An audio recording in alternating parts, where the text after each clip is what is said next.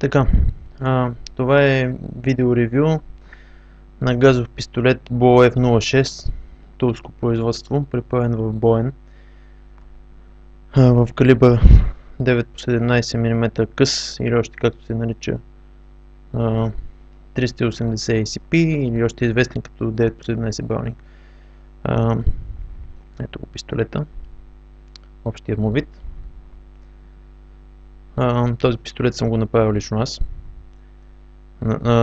Избор на пистолет беше базиран на дължината на затвора, доста тежък и солиден пистолет. Дължината на цевта, както можем да видим, е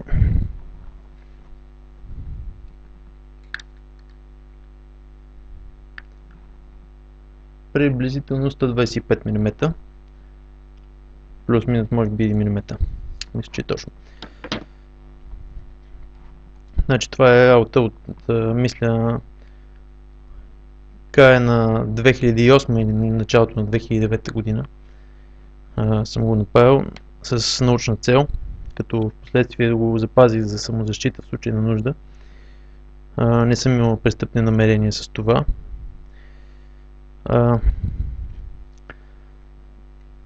Момент. Причината за избора на този калибър е защото, както ще се убедите сами,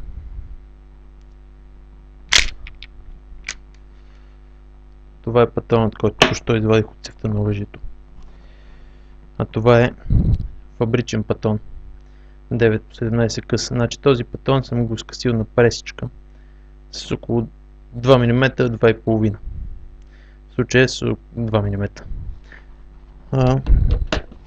Ето е самата пресичка, какво представлява тя.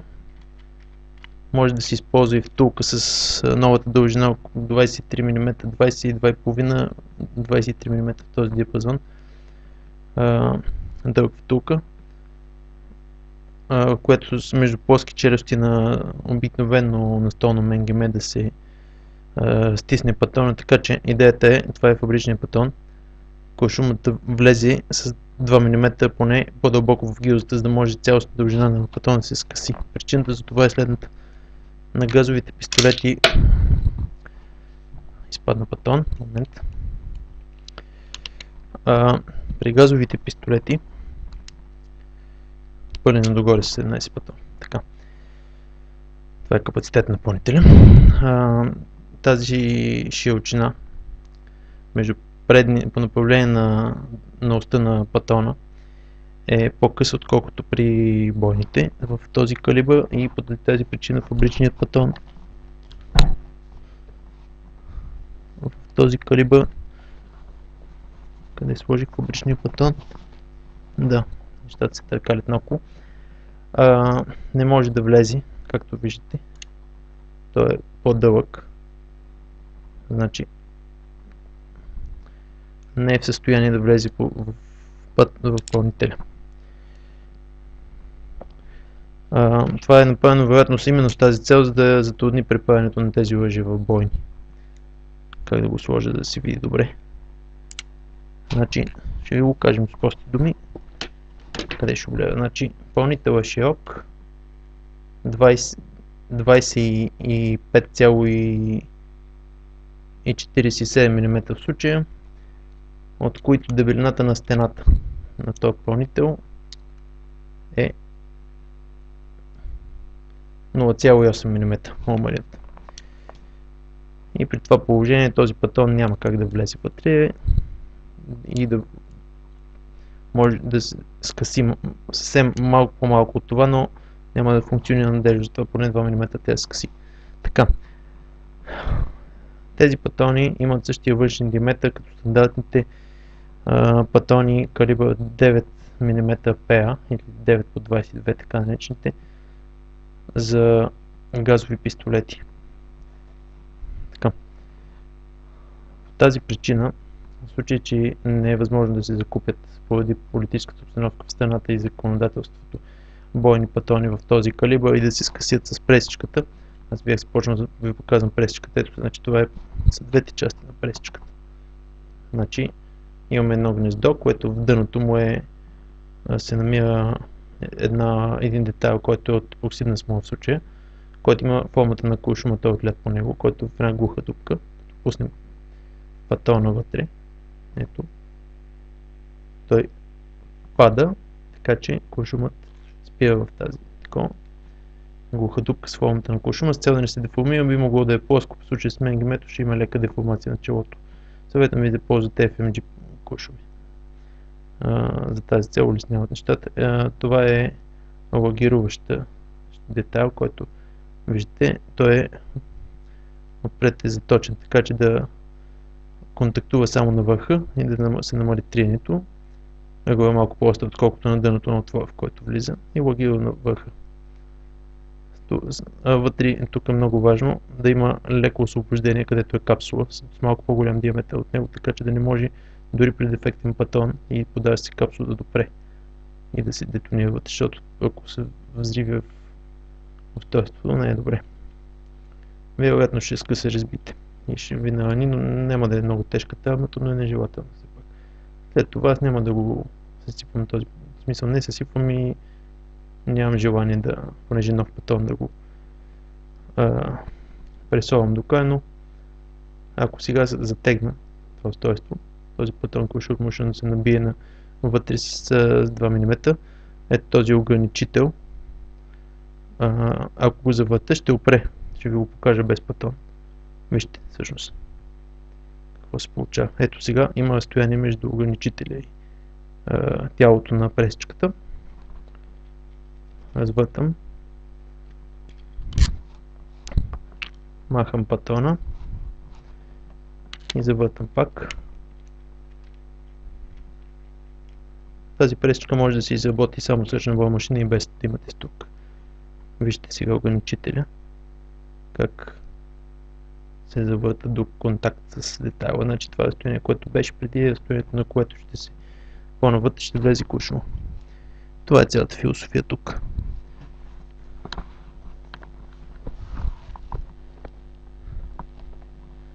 Сега пак стана типичното нещо, че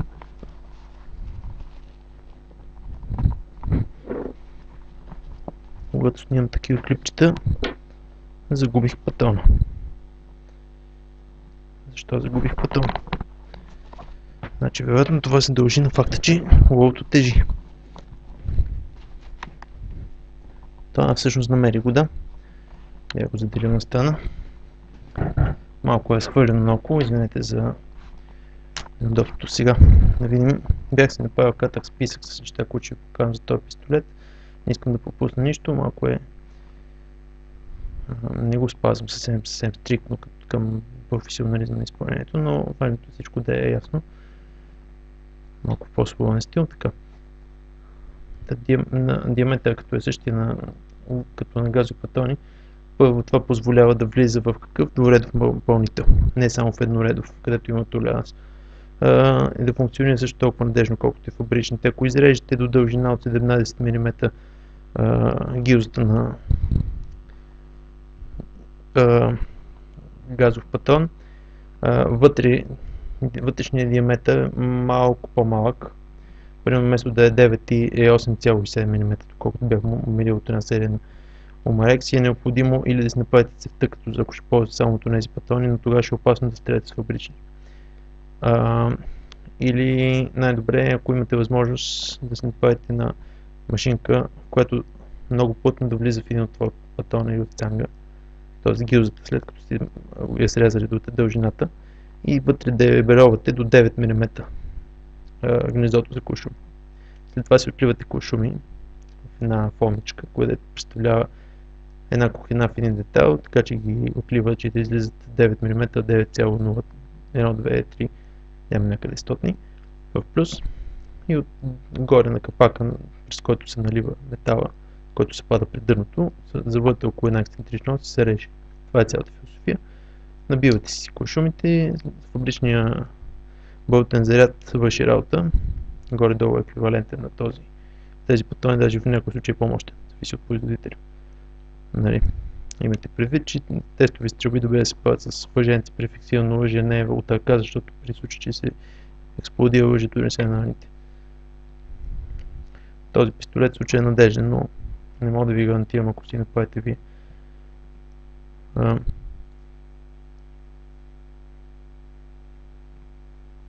Така, друго. Защо пистолетът? Ето го, пистолетът е гладкоцев. Първо, по няколко причини. В случай не се цели нищо криминално, защото този калибър, така или иначе гладкоцев или не, е монолитен куршум, не стреля с шми и ще може да се установи при балистична експертиза, че е изстреляно от това оръжие, особено на гилзите. Първо, това беше експериментален пистолет и въпреки че съм имал възможност да го направя нарезен тогава, просто така се тече, че реших пробно да го направя така. Сега, какво да го ще направя?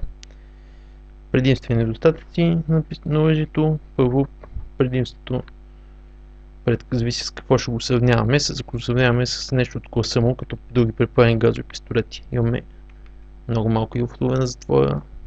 Жълто съм, както виждате, изпилил лошчето на предпазите, защото друга страна е съвсем премахнато. Тук просто реших, понеже и да не правя модификации, че държи иглата повече от необходимото, но съм го махнал и за собствения му. Тук ще ви го застопоря. Искам да кажа, че едно, че няма предпази, не може да се включи. Това е с цел винаги оръжието е готово за стрелба при дърпане на спусъка, без да има риск в критична ситуация предпазите да се откаже включени, това да ми коста живота, тъй като ви казах, че после реших, че ще ми служи за самозащита в случай на нужда.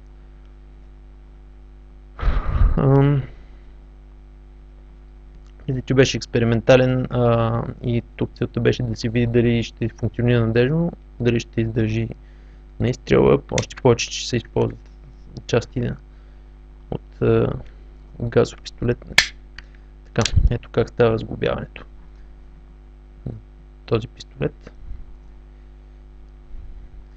Това е лявата страна на оръжието, което е към вас. Ето това лосче, което е пред.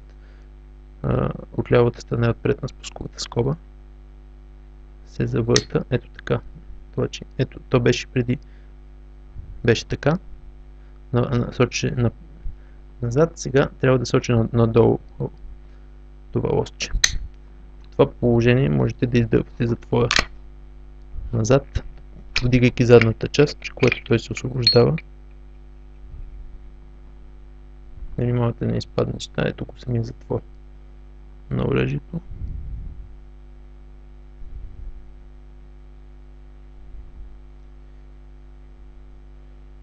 Това е вътрешната част, която виждате. Не е много добре осветено, но където е иглата и.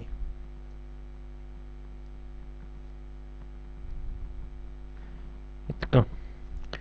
Сега, тук какво имаме? Имаме много важни компоненти. Първо, махаме този детайл, който служи. Той фактически контактува с гнездо в детайла с лосчето, който е ограничител на хода. Се явява. Изваждам го. Така, този детайл той има две плоски зони. Едната по-дълбока, другата по-плитка, така че когато е на по-плитката, този детайл контактува с нея тук, тогава не може да, т.е. наобратно както и да е, но принципът е същия. Тогава, когато е в дълбоката, може да стигне до края на хода да се извади затвора, когато е на по-плитката, не стига ход и затвора не може да се извади в задното крайно положение. Сега нещо много важно тук е добавен, аз съм добавил, е един еластомерен елемент от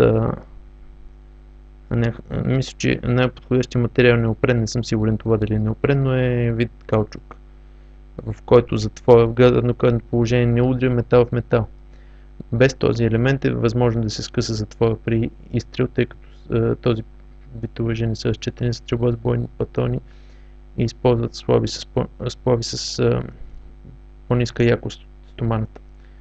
В заватната пружина не е необходимо да я коригирате, фабричната върши работа. Бихте могли, ако имате възможност да сложите по-твърда, препоръчително, но с фабричната пружина си работи. Удар е малко по-силен обаче назад, но в задното крайно положение на затвора, но това не е фатално. Така. Как е осъществен монтажа на цевта? Значи, ако забележите, изрязана е рамата на оръжието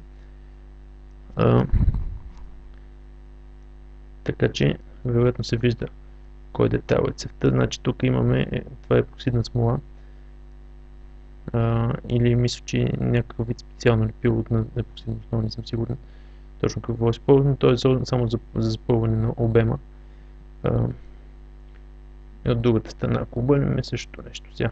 Тук отдолу имаме в спусковата скоба, малко съм издълбал спусковата скоба, защото не можеше не беше съвсем плоска тази част, която е предната на болчето. Това е болче М5, което болче се завинта в глуха резба в детайла на цевта. Ето тук в тази зона, където ми сочи показалица. Отгоре. В това направление, ето го и самото болче. Това болче стяга цевта надолу, за да я ограничи в вертикално направление. Напред и назад тя не може да се движи, защото има съответни ребра, както виждате. Има две ребра, едно предно и едно задно. Като задното ребро в него е издълбан и подавателния улей, който подавателен улей съм оптимизирал, тъй като не е просто овален, е разширен. Нали, не е кръгъл, не е правен само с кръгъл фреза, но е разширен чрез двукратно минаване с кръгъл фреза под различен ъгъл и след това има и плоска зона в средата, така че това е за подобрена надежност, тъй като по този начин куршумите контактуват само в средната зона, не страни да се водят по два ръба, две контактни точки. Тук има само една. Ъгълът мисля, че е 50 градуса или около там, не съм сигурен в случая. Защото няма място за 45 и би могло да има, но аз исках да има напълно поддържана гилза. В случая има. С цел да няма разлити патони. Така. Тази цеп съм я проектирал чрез измерване на размери от оригиналната. Всички елементи, които трябва да са същите, размерите са същите. Измислил съм аз монтажа, как да стане.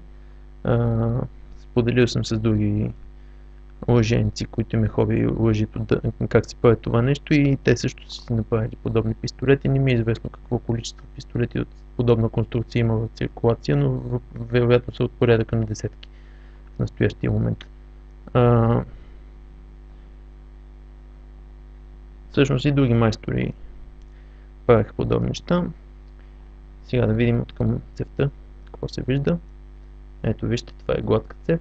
Приближа още до камерата. Да видите в перспектива.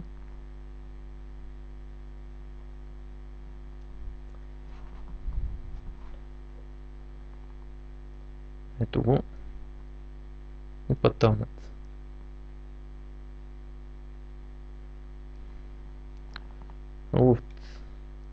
Луфтът в патронника от порядъка на 500 някъде от милиметър по диаметър до в никакъв случай няма една десета.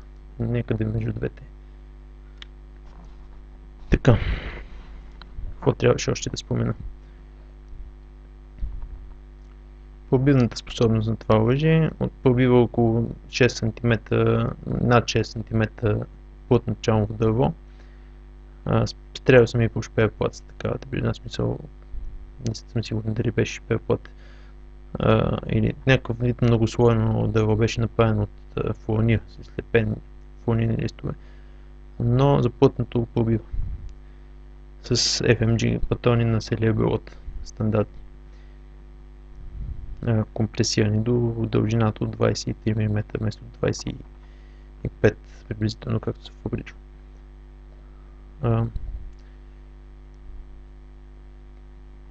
Солиден затвор е солиден, затова избрах и модела. Това е предимствата. Значи, когато избирате модел, винаги гледате затвора, особено в тази зона, където е порез за прозореца за изхвърляне на гилзите, затвора да е солиден. Защото тук най-вероятно стане скъсване, ако в този затвор се скъса. Задната част вероятно, ако има достатъчно енергия, може да ви се забие в окото и да ви го извади. защото няма какво да я спре, няма нищо, което да ограничава. Веднъж скъсан тук, по инерция да долети. Скъсането би станало или в момента на изстрела, или при удар в задно крайно положение, като е най-вероятно второто, понеже това е оръжие със свободен затвор.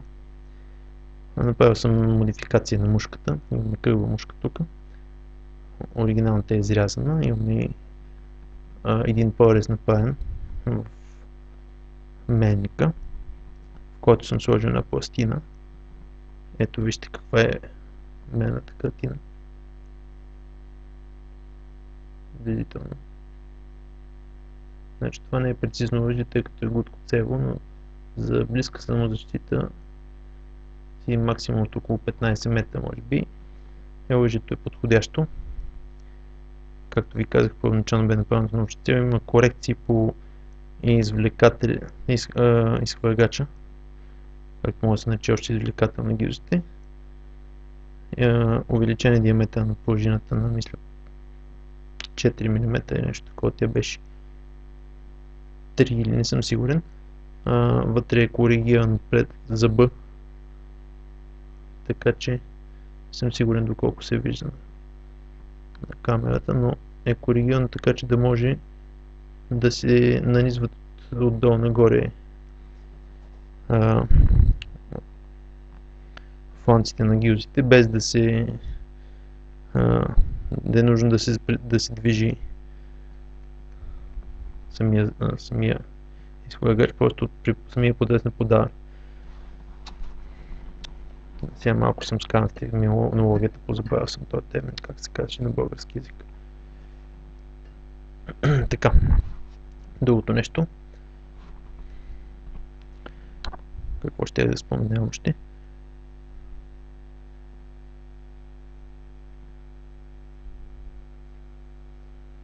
Така, мотивите за снимане на този видеоклип са няколко. Първо, искам да покажа с това, че аз съм самооколъжен конструктор, защото аз конструирах тази цев в монтажа, буферния елемент.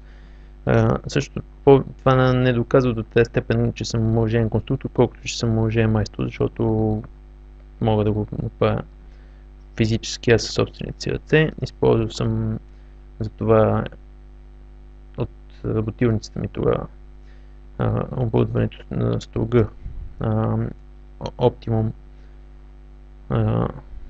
180 на 300 мм и фрезата BF20 Vario, пак на марка Optimum, немска, за изработка на тези детайли. Както на мушката и така и на фрезоването на рамката и самата цев. Така. Българската държава, Република България, в разрез с член 54 алинея 2 на Конституцията, който гласи следното: свободата на художественото, научното и техническото творчество се признава и гарантира от закона. Това гласи Конституцията, но в разрез с този член, тяхното законодателство, което е противоконституционно, забранява. Няма никакъв законов начин човек да извърши тези манипулации по оръжието с научна цел. Тоест, за тях аз съм престъпник, който го преработва с цел убийство, което не е така. Аз до момента не съм убил никого с него. Това е факт. Ако беше така, щеше до сега да я използвам. Това са клевети на държавата, целящи изтребление на оръжейниците и всеки, който направи някакво оръжие с научна цел, да бъде изкаран престъпник и натикан в затвора, където се извършат с него гаври. С цел да бъде смачкан душевно и повече да няма претенции за правата си. Това е геноцид срещу българските оръжейници, в това число и срещу мен. И престъпление срещу националната сигурност, защото по този начин прави невъзможно да се развива оръжейната технология. Съответно, в една бъдеща война българската армия няма да е въоръжена добре и ще бъде избита.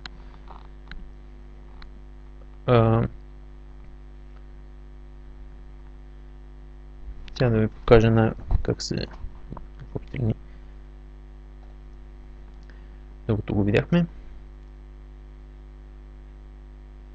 Какво още да видим? Така. Пълнителя.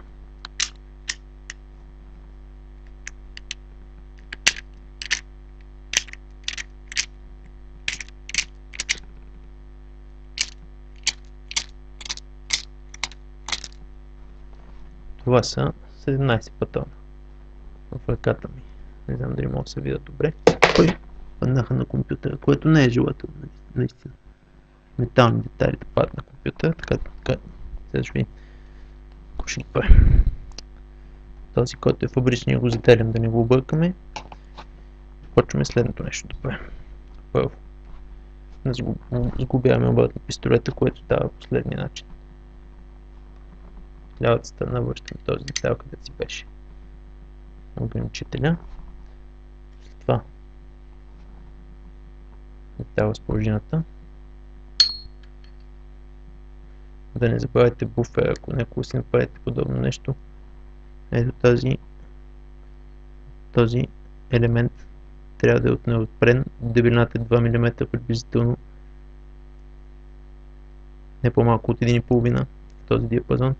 Ако забавите това, може да се повреди лъжито пристъп, понеже това намалява силата в края на хода, понеже е разпределен на по-дълъг ход. Тоест, момента на удара не е разчитан на еластична деформация на метала на затвора, а разчитан на еластична деформация на този буфер, който поема удара. Това е цялата игра. Сега, след това, този детайл трябва да е насочен надолу. На ограничителя. Чисто и просто нанизате затвора, натискате задния край, освобождавате. След което, много е важно, вършите това назад. Ако не го върнете и стреляте, лъжето може да се разгуби при изстрел, няма да ви нани, но е вредно за лъжето и не е желателно. Сега, лъжето с двойно действащ ударно-спусков механизъм, което означава следното. При заведено чукче, при дърпане на спусъка, се става спускане. При невзведено чукче има самозвод. Изпускането се осъществява само с дърпане на спусъка, т.е. ако има патронцата, както виждате, чукчето се завежда от спусъка, т.е. единствено трябва, както е махнати предпазителя, е унищожен де-факто. Както го носи в кобура, чисто и просто трябва да го извадя от кобура и да дъпна спусъка, за да се произведе изстрел. Аз винаги нося лъжите си в патронцата и никога на предпазител. Между другото, сега да се върне на пълнителя. Ето, бойте. Това е празен пълнител, това е подавател. Боем патроните. 1, 2, 3, 4, 5, 6, 7, 8, 9, 10, 11, 12, 13, 14, 15, 16, 17. Като към последния вече усилието започва да става голямо. При опит да вкарам още един, не е възможно да се натисне достатъчно. Има някакъв малък ход, който е необходим, защото при вкарване на пълнителя в пистолета ръбът на затвора, който подава патроните, трябва малко да ги натисне, но това не е достатъчно за цял патрон, само до някъде до средата, до уста на самия патрон. Сега, което се прави следното нещо, това е пълнителя. Ако желаете, можете да пъхнете в пистолета.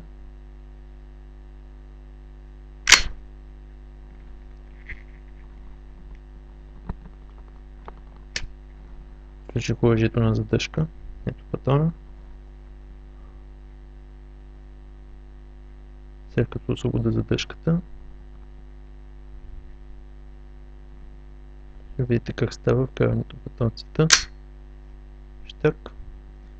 Имаме лъжето е заредено, е готово. Ударникът, това чукчето искам да кажа е взведено, ако дъпна спусъка сега, ще бъде произведен изстрел, но няма да го направя. Опасно е дори да се спускам на ръка чукчето. Както можете да видите, вероятно чуете, да доближа до микрофона. Ако го дъпна още малко, се чува щякване. Ето, има предпазен зъб, който малко назад като се дъпне. Сега съм го направил също тази модификация, защото нямаше фабрично, за да натиска чрез иглата върху капсула на патрона, да се изкува приуда върху чукчето да стане, да се произведе изстрел неволен. Е направена засечка на самото чукче вътре, където самия запавач, който го застопорява в задно крайно положение, влиза в тази засечка и пречи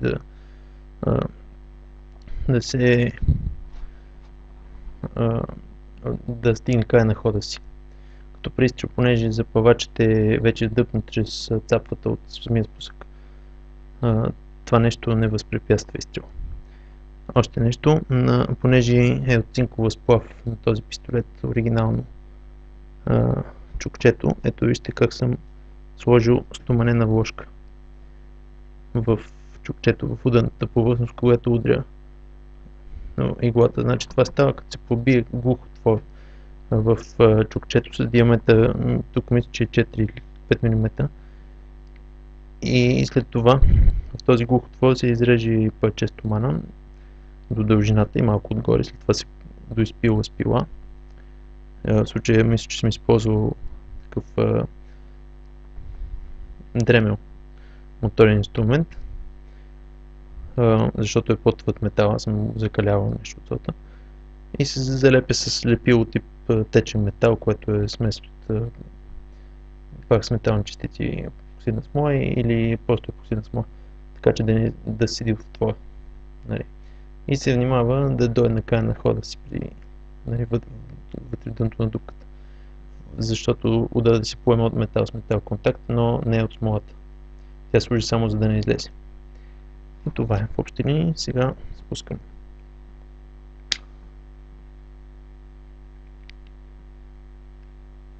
Ето чуете сега, ако се чува на микрофона, сега ще дъпна. Сега в момента е опрял в капсула патрона чрез иглата. Ето това е щяко, не беше, защото се щякна обезопасителния зъб. Сега в момента не може при удар върху чукчето, освен ако не се счупи естествено, да се произведе изстрел. И е безопасно лъжето да се носи с патронцата. Така, изпълнителя, натискам ключалката и той изпада. И както разбира се, аз винаги слагам, е пълен пълнител с 17 патрона и цевта максималният теоретичен капацитет на лъжето. Това е Екол F06.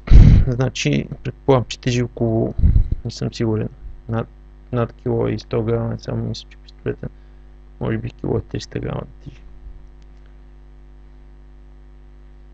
Ето, тук трябва да си пише, аз не знам да не казах някъде Екол, всъщност сбъркал съм, ако съм Ball F06, ето то си пише Ball.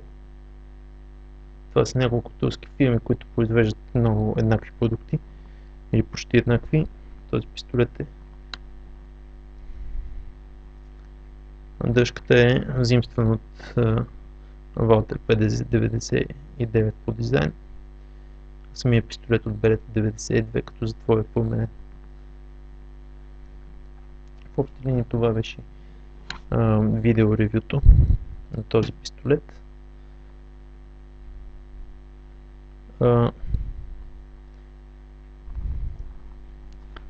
Какво да кажа? Значи, колкото до избора на калибър, тези патрони, изстреляни от такава дълга цев, особено ако се използва нарезна цев, превъзхождат или са наравно няма да превъзхождат, но са близко до 9 по 18 макаров изстрелян пистолет макаров. Горе-долу да речем, че имаме нещо аналогично. При такава дължина цевта, ако е нарезна и са добре направени менеците, този пистолет ще би превъзхождал по групираност на попаденията макаров, защото първо имаме по-тежък затвор, по-масивна рама, по-масивно цялостно лъжито и това допринася за стабилността при по-ниски вибрации и така нататък. По-тежка е самата цев и по-дълга е мерната линия. Недостатък на това лъже е, че чукчето пружината не е много силна и чукчето е сравнително тежко, което означава, че от момента на освобождаване при изстрел на чукчето от задно крайно положение до удара по капсула минава малко повече време. И това не е недостатък, защото увеличава шанса за пропуск при изстрел, особено при подвижна цел, но не е фатално. При много лъжи също има подобни тежки чукчета. И какво да добавя? Ето как изглежда от предната страна. В принцип нямам навика да го соча към хора. В момента, както знаете, това е видео, не го соча към вас реално. Нали, съответно, ето как изглежда, ако сте вие на мое място.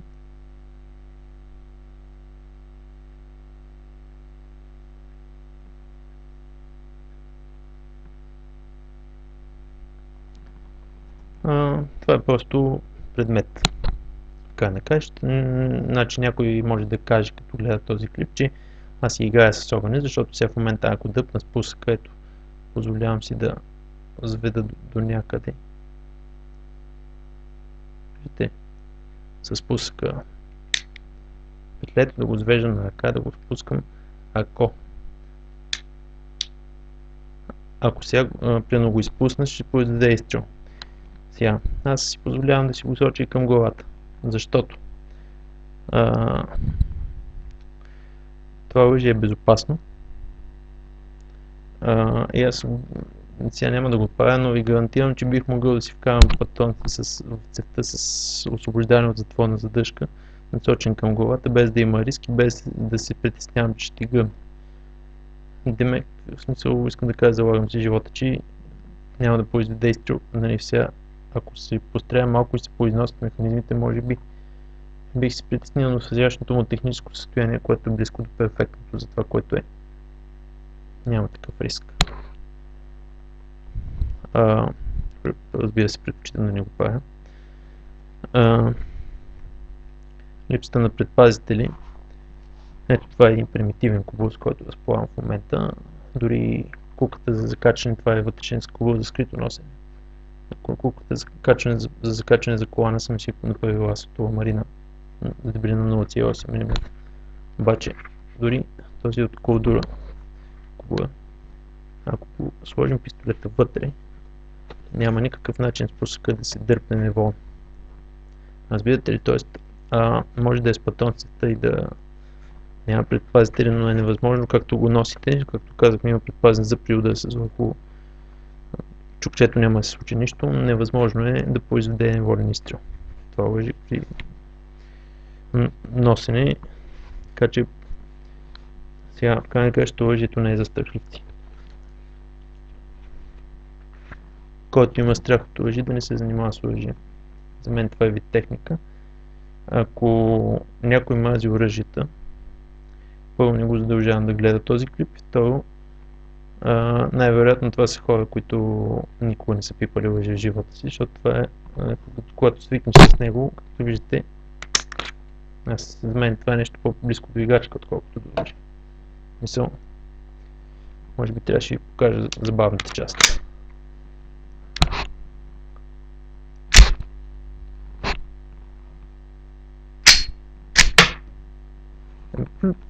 Плюе патроните, нали, като се дъпне затворят, но това май не се видя добре, защото с камерата има сравнително малко кадри в секунда. Не е толкова добра, това е вградената камера на лаптопа. Къде ще ето го? Пистолета поставен на затворна задържка. Ето това е затворната задържка. Вижте се, като е дъпна, какво става? Това се освобождава полите напред и ако имаше пълни, това го извадих. Би вкарал патрон в цевта, щак, готово. Какво правя аз? Слагам си този пръст тук, т.е. дърпам затвора първо, с този пръст дигам затворната задържка, малко освобождавам, така че да го включа на задържка. След това пъхам на ръка през гнездото за изхвърляне на гирзите батона, сочвам го в безопасна посока за всеки случай. Няколко каже, че рискувам да се прострелям, по принцип избягам да го соча срещу себе си такива моменти и отпускам. След това вкарам пълнителя, връщам чукчето, е много важно да се осигури, да го дъпна малко, да се осигури, че е на обезопасителния зъб. Така е въжето готово за носене и можете да си го носите така това стои. Значи това беше видеоревюто на Bow F06, направен на боен, с капацитет 17+1 патрона, калибър 9x17 къс, плюс това скъсен патрон, нали? Другото нещо, което исках да кажа, като завърших на видеото, е, че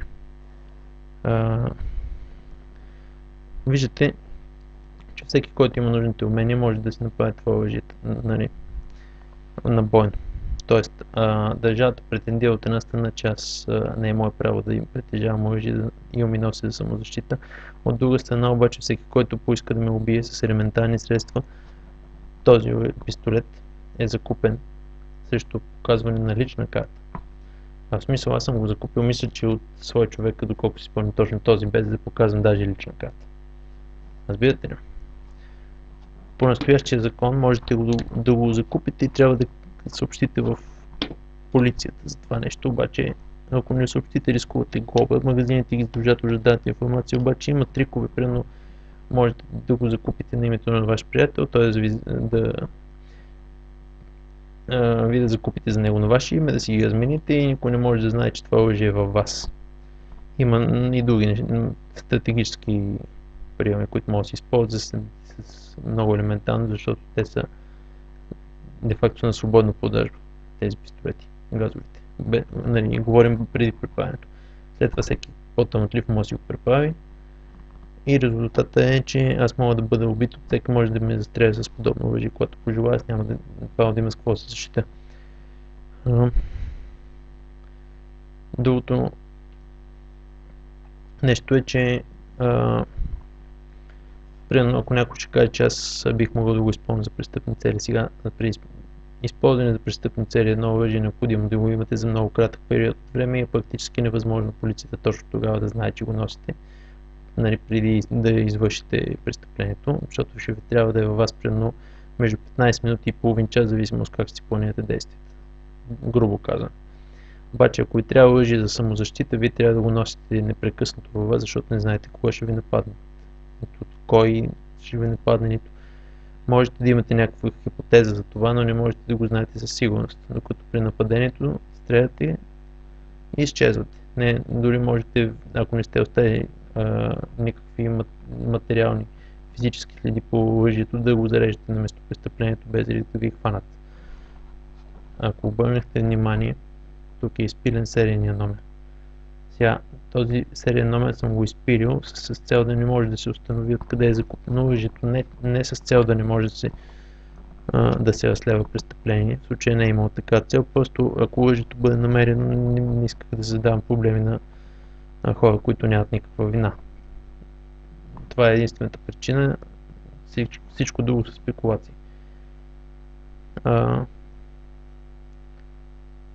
Така. Между другото, правил съм си и други лъжи. Проектирах няколко картечни пистолета и доста други неща, машинки, свързани с производството на лъжи. И като цяло съм самоокоръжен конструктор и оръжеен майстор.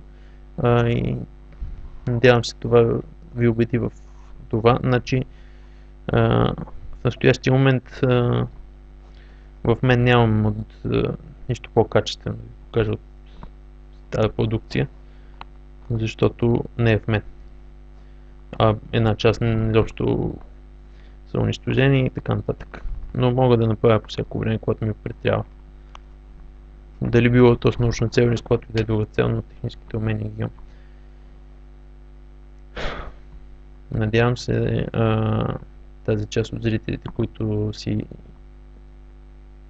пропагандната машина на държавата им е помила мозъка и мазят оръжията и все пак да осъзнаят, че аз като човек с технически интереси в тази сфера, кажете ми как бих могъл да чисто и просто научна цел да се занимавам с това. Без някой да ме счита за престъпник, без да правя на никого лошо и без да нанасям някаква вреда с тези си познания. Чисто и просто да го изработя с научна цел, да го пробвам и така нататък. Аз не виждам това с какво ви вреди на вас, но определено вашите действия срещу мен, да се опитате да ме вкарате за това в затвора, при положение, че утре на тези мои разработки, не това конкретно, защото това не е кой знае какво, но примерно имам разработки, които биха могли да ви спасат и вашия живот утре, по време на война. Но вие не мислите така, повечето от вас. И за съжаление, това е действителността в България и това е за което аз искам да се махна от тук. Една от целите на този клип е да оцелее повече от самия пистолет, защото смятам да си предам с него, ако е възможно, поне такъв е в настоящия момент план, ако не се промени, в посолството на САЩ с цел това да бъде физическото доказателство, че аз съм самоокуражение. И да искам политическо убежище в САЩ, защото съм преследван заради интересите си и убежденията си от терористичната организация Република България и нейните членове. Под членове разбирам всеки един гражданин, който и съдейства съзнателно, доброволно или по някакъв друг начин умишлено допринася за престъпните дейности на тази държава. Записът стана близо 48 минути.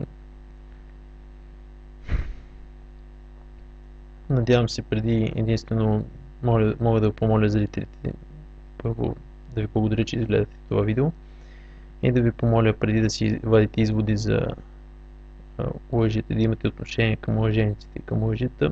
Първо отидете да постреляте, разгледайте какво представляват лъжите, запознайте се технически, какви са им възможностите, доколко са опасни, доколко не са, какви са ефектите на куршума върху целта и други свързани с това неща. Защото повечето от вас сте гледали някакви филми и по някакъв начин от медиите сте много заблудени относно лъжите и от това ставаме ние лъжениците. Благодаря ви.